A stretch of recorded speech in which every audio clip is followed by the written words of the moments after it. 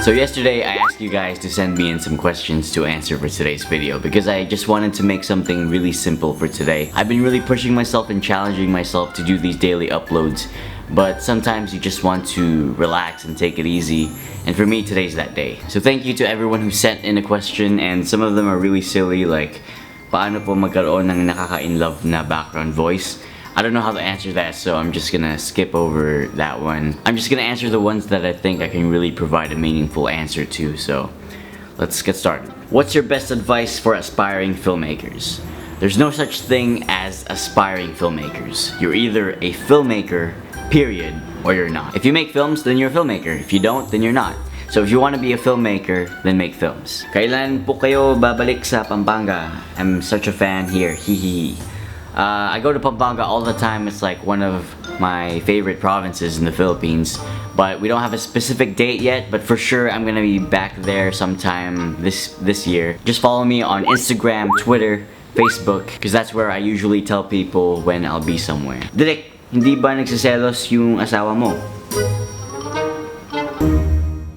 Minsan na po bang nagsiselos misis mo sa isang tagahanga niyo po? No. No?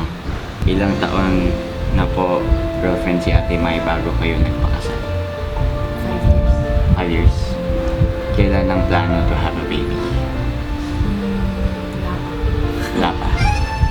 Kung isa sa pelikula ang love story niyo, sino ang gusto niyong gumanap? Tayo. What? Iniiwan niyo lang po ba sa bahay mga pets niyo pag may out of town trips kayo? No, may nagbabantay sa kanila. Ano po ang sekreto bakit matibay ang relationship niyo? Communication and trust. Ilang years na po kayo? Turning 7 this year. Ilan pong anak gusto niyo? And ano pong gusto niyong first? Baby or... Ay, baby... baby girl or boy? Any gender, but gusto namin ng 2 kids. When and where did Ate Mai first meet Ate Bani? Di matanda. I don't remember. Wait! Ilocos.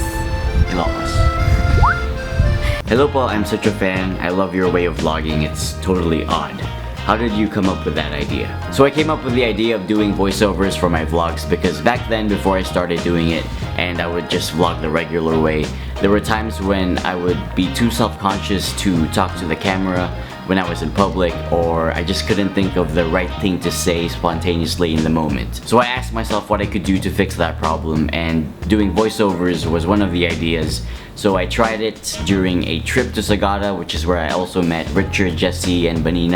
And because I didn't have to think about talking to the camera anymore and thinking up of spontaneous things to say in the moment, I could instead focus on taking better footage and making my overall video more cinematic. So that's how I ended up with the Cinevlogs, and like I said, the first one was in Sagada. This magnificent cascade is the source of water and life for people, nature, and all living things in Sagada.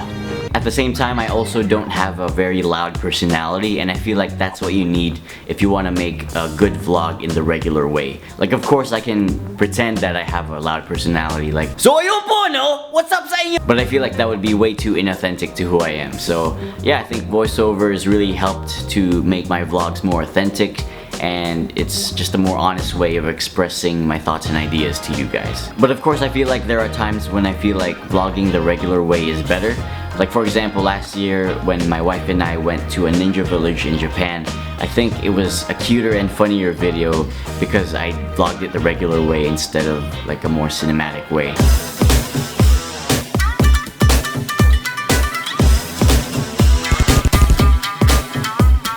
So at least now I have options. Your speaking voice is everything. I wonder how it's going to be if you'll sing. Can you give us a sample? So I'll tell you right now, I don't sing, but I'll give you guys a sample. Here it is. Oh my god! Kuya Direk Bani, what are the things to consider in doing filmmaking? And some thoughts to encourage the youth. Thank you. So when I make a movie, the only thing that I consider is that there has to be an element in that movie that is authentic to me and it's something that I can believe in. Because making movies, especially if it's a really big project, they require a lot of energy, physically, mentally, emotionally. And if you don't believe in your movie and you're not invested in it in some way, then you're gonna burn out and the final outcome of the film won't be very good. And it'll be a waste of time for everyone and it'll just be a mess. So that's really the only thing that I consider when I make a film, is that there has to be something about the story of that movie that I can really be passionate about and get behind and believe in. So when the time comes that we edit the film for 20 hours a day for 1 month straight, then I have the energy to do it. Because when you're passionate about something, then you can work on it forever. Kuya Bani, dati kasi consistent na ako maging director. Like, i-pursue ko na ang pagiging director. But as days pass on, parang di ako eligible for filmmaking. Cinematography is not with me. I tried doing a movie one time for a requirement for one subject, but it isn't as good as the other group rated.